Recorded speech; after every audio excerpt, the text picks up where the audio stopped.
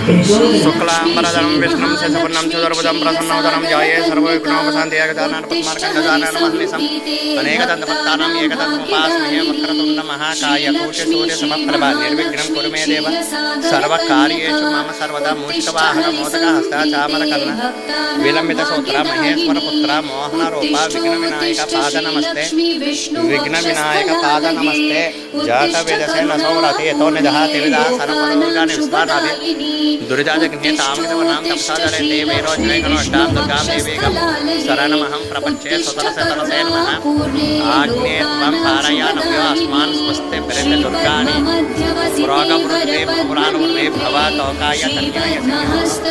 दुर्गः सिन्धुननाम दुर्गाजग्ने प्रज्ञोषकमे द्योद्वरेषु सनातो होताग्ने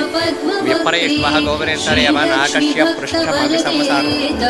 लोकयमाजयन्ता।